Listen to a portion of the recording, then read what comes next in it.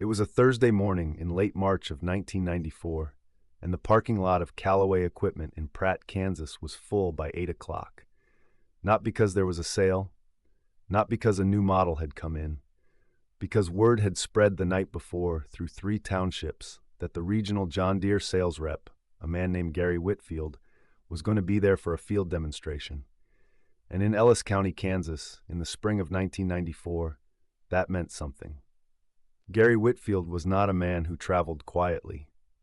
He drove a company truck that was cleaner than most people's living rooms, wore a jacket with the green and yellow logo stitched across the chest pocket, and had a way of standing in a room that communicated, without him having to say it directly, that he was the person in the room who understood numbers. And numbers in Ellis County in 1994 were the only language that mattered. Commodity prices were still recovering from the crash of the late 1980s.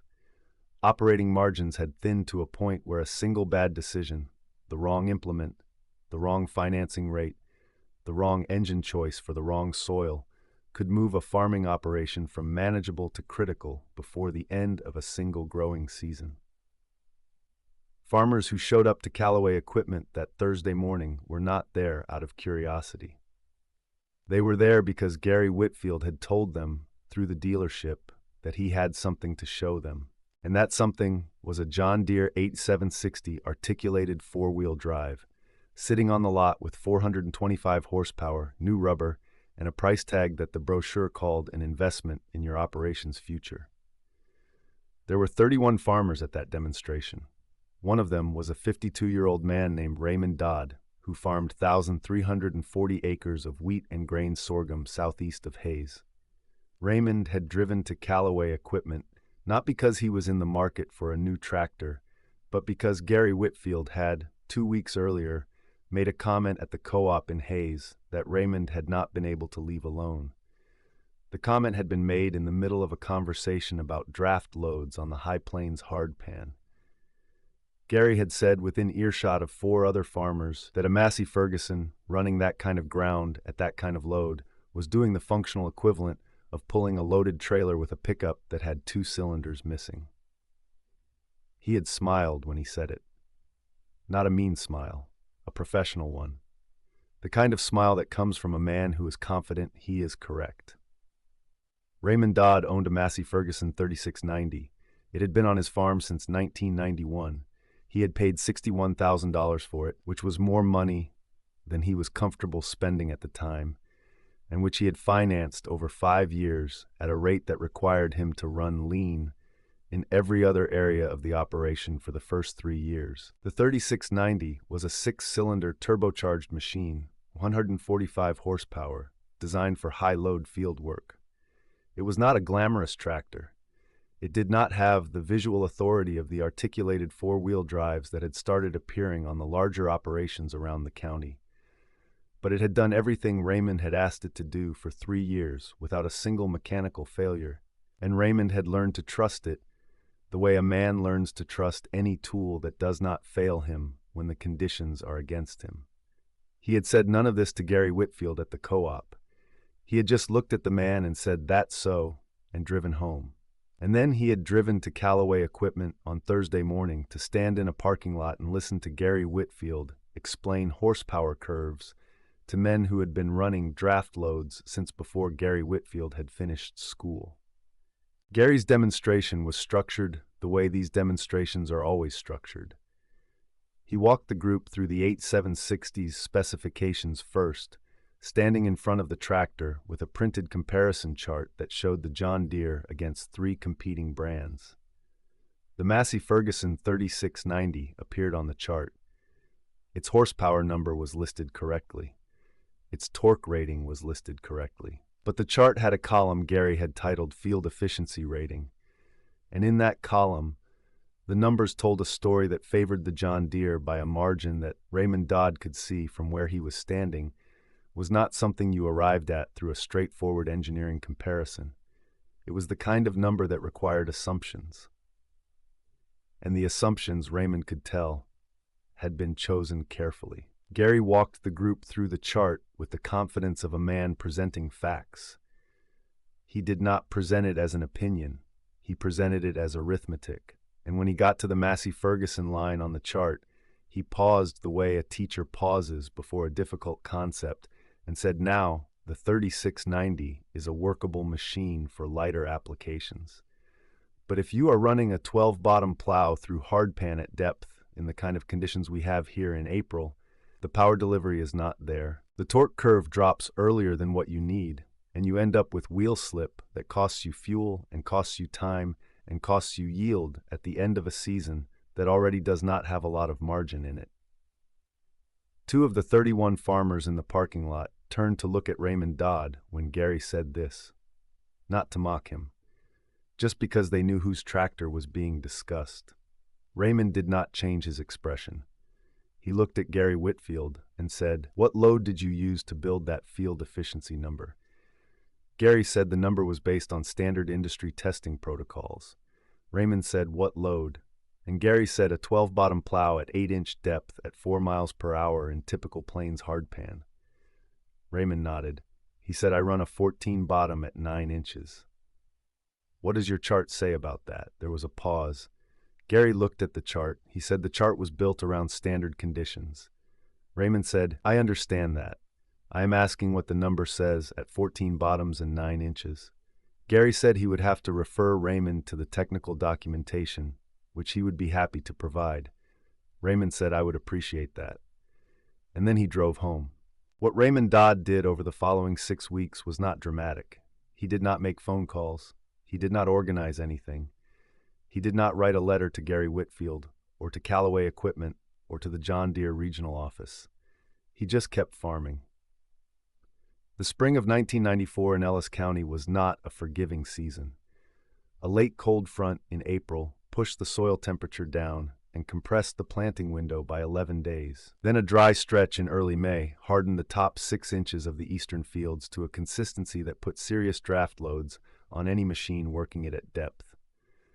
Raymond ran the Massey Ferguson 3690 with a 14-bottom moldboard plow through 43 acres of that hardpan in the first week of May. He ran it at 4.5 miles per hour. He ran it at 9 inches. He did not experience wheel slip that cost him fuel and time. He did not experience torque drop-off that reduced his daily acres. He ran the plow through the field the way he had run it through similar fields in similar conditions in 1992 and in 1993, and the machine performed the way it had performed in those seasons, which was adequately, not spectacularly, adequately, which in Raymond Dodd's accounting was what a machine that you had financed at serious money and maintained at serious cost was supposed to do. The neighbor who farmed the section directly east of Raymond's East Field was a man named Glenn Paris. Glenn had attended the Callaway Equipment demonstration. Glenn had also, 2 weeks after the demonstration, purchased a John Deere 7800 on a 5-year note. Not the 8760 that Gary had demonstrated, but a 7800, which was a newer machine than what Glenn had been running, and which the financing terms on had been structured to seem manageable at the time of signing. Glenn's East Field shared a fence line with Raymond's East Field. In the first week of May, when Raymond was working his hardpan with the Massey Ferguson 3690 and a 14-bottom at 9 inches, Glenn was working his hardpan with the John Deere 7800 and a 10-bottom at 8 inches. An observer looking at the two fields from the road on the morning of May 6, 1994, could have seen both machines working simultaneously. Raymond's Massey Ferguson was in the south half of his east field. Glenn's John Deere was in the north half of his east field. By noon, Raymond had finished the south half and moved to the north. By noon, Glenn had stopped working. The John Deere 7800 had thrown a hydraulic fault that locked the 3-point hitch in the up position and would not allow the plow to return to working depth. Glenn called Callaway Equipment at 12:15. They told him a technician would be out the following morning. Raymond saw the John Deere sitting idle when he came around on his north pass. He did not slow down. He finished the pass, turned at the headland, and started back south. He did not drive over to Glenn's field. He did not wave. He did not do anything that could be described as rubbing it in. He just kept working because the field did not care about the equipment comparison, and the weather window was not going to hold for anyone's dignity. Callaway Equipment's technician arrived at Glenn's farm at 9 in the morning on May 7th. The hydraulic fault was traced to a sensor failure in the hitch control system. The sensor was replaced. The plow was lowered. Glenn went back to work at 11:20. He lost a day and a half of his planting window. Raymond finished his east field on the evening of May 7th. He did not tell anyone how many hours the Massey Ferguson had run that week. He did not mention the comparison to Glenn or to any of the other farmers in the county who had been at the Callaway Equipment demonstration. He just logged the hours in his maintenance record and filed the record in the cabinet in his shop, the same place he filed every maintenance record for every machine on his farm, because the record was the only honest accounting of what a machine had actually done. In June, Gary Whitfield called Raymond to follow up on the technical documentation he had offered at the demonstration. He said the John Deere engineering team had prepared a comparison document addressing 14 bottom draft loads at higher depth specifications. Raymond said he would read it. Gary mailed it to the farm. Raymond read it on a Tuesday evening at the kitchen table. The document was thorough. It addressed the 3690's performance at higher draft loads in a way that was technically accurate, and that also, in every conclusion it drew, was written by someone who worked for John Deere. Raymond set the document on the table and looked at it for a while. Then he put it in the filing cabinet beside the maintenance records, not because it was useful, because it was documentation of a conversation, and Raymond kept documentation. The summer of 1994 was hard on everyone in Ellis County. Wheat yields came in 12% below county average. Grain sorghum was better, but prices were soft. The operating margins Raymond had calculated in February did not change, but the cushion in them did. By August, he was running the numbers the way a man runs numbers when the cushion is gone, which is with the specific attention of someone who cannot afford an error anywhere. His equipment notes had no repairs on the Massey Ferguson 3690 for the entire summer. Oil changes on schedule, 1 hydraulic filter, 1 fuel filter, grease on the schedule. That was it. The John Deere 7800 at Glenn Paris's farm had 3 service visits from Callaway Equipment between May and August. The hydraulic sensor that had failed in the hitch control system in May was replaced again in July when it failed a second time. There was also a PTO seal that had developed a slow leak that required a shop visit in June, and a fuel injection issue in August that Callaway's technician addressed in a 2-hour farm call. Glenn paid the service invoices without complaint, because that is what you do when the machine is under warranty and the technician is there to fix it, and you have crops to get out of the ground. But Raymond knew about the 3 service visits because Glenn had mentioned them at the grain elevator in August. Not as a complaint, just as information, the way farmers exchange information about machines because the information is relevant to decisions that other people in the county are making or will need to make. At the grain elevator, Glenn had said, "The 7800 is a good machine, I think. But I have had a few things come up this season." And Raymond had said, "What kind of things?" And Glenn had told him about the hydraulic sensor and the PTO seal and the fuel injection issue. And Raymond had said, "How did Callaway handle it?" And Glenn said, "Fast, they were out here quick every time." And Raymond said, "That is good." And they had talked about wheat prices for a few minutes and then gone back to their trucks. Raymond did not repeat what Glenn had told him to anyone else. It was Glenn's information about Glenn's machine, and it was not Raymond's place to circulate it. In September, Gary Whitfield came back to Callaway Equipment for a follow-up visit. He had heard, through the dealership's sales tracking, that Raymond Dodd had not returned to look at any John Deere equipment after the March demonstration. Gary called Raymond at the farm and asked if he would be available for a conversation. Raymond said he was available. Gary drove out to the farm on a Wednesday afternoon. Raymond met him at the machine shed. The Massey Ferguson 3690 was parked near the shed door. Gary looked at it the way he had looked at it on the comparison chart, which was with the professional neutrality of a man who has already made his assessment and is not going to revise it because he is standing in front of the actual machine. Gary said, "Mr. Dodd, I wanted to follow up on the technical documentation we sent in June. I am hoping we can talk about whether there are some options that might make sense for your operation going forward." Raymond said, "I read the documentation." Gary said, "I am glad to hear that. I believe our engineering team put together a thorough picture of the performance differences in high draft applications."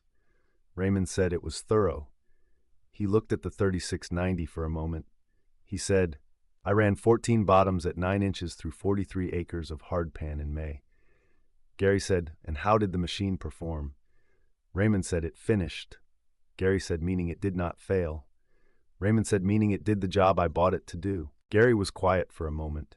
Then he said, "I understand, Mr. Dodd, but I think if you look at the hours and the fuel data over a full season, you would find that the efficiency gap is real, and that over the life of a machine, that efficiency gap translates to cost." Raymond said, "What is the cost of a John Deere 7800 on a 5-year note at current rates?"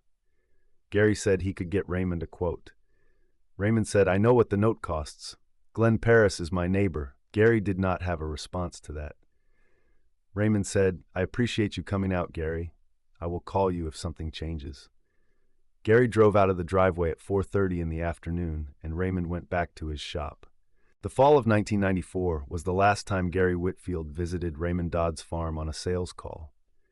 He visited 2 more times, once in the spring of 1995 and once in the fall of that year, but both visits were by appointment. Both were about specific equipment questions Raymond had raised, and neither resulted in a sale. Gary left his position at Callaway Equipment in 1996 to take a regional management role with the John Deere distributor in Wichita.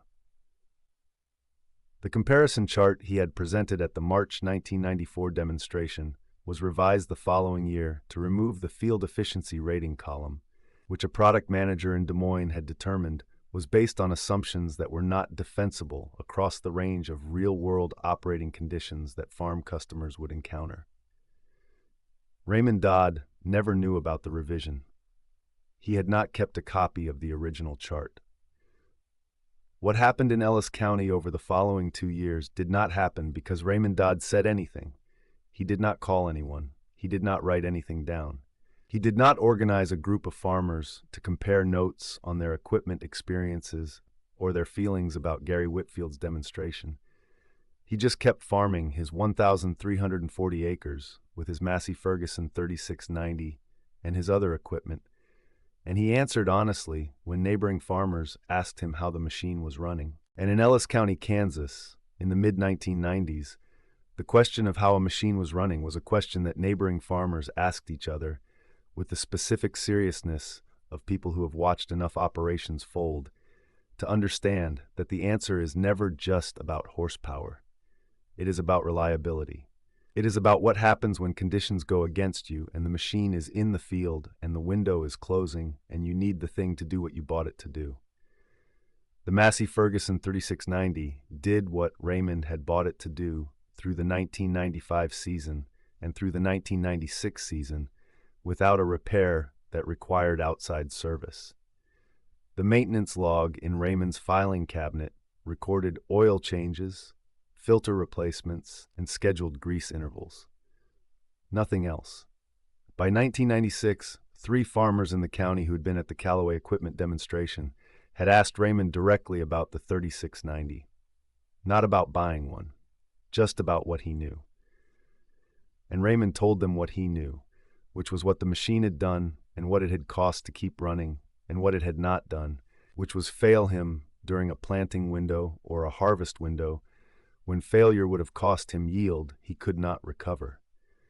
That was the information he had. He gave them all of it. He did not editorialize. He did not compare it to the John Deere's performance in Gary Whitfield's chart. He just told them what the machine had done on his farm in the conditions he had run it through. In the winter of 1997, Raymond's son Marcus, who had been helping on the farm on weekends since he was 12 years old and who had finished 2 years of agricultural studies at Fort Hays State, sat at the kitchen table and told Raymond he thought it was time to look at new equipment. Marcus was 23 years old. He had ideas about precision agriculture that Raymond did not fully understand but did not dismiss. because Raymond had learned that the things he did not fully understand were not always wrong.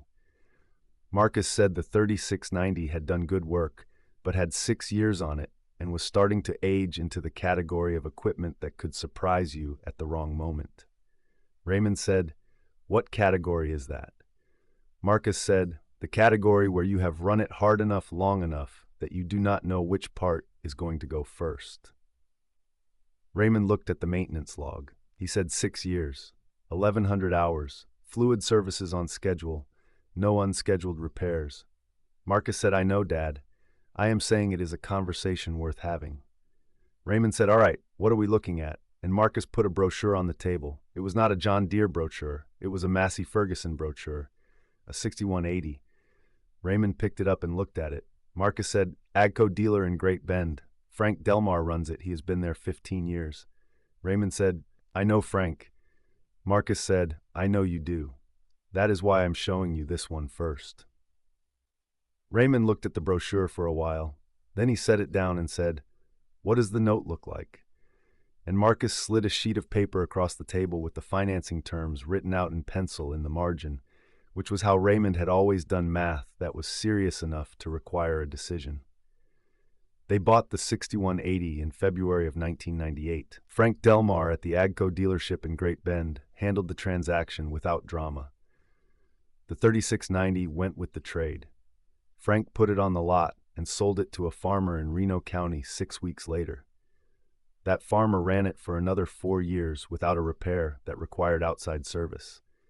By then, the machine had changed hands twice and crossed 2 county lines and was still doing what Raymond Dodd had bought it to do in 1991, which was handle the load.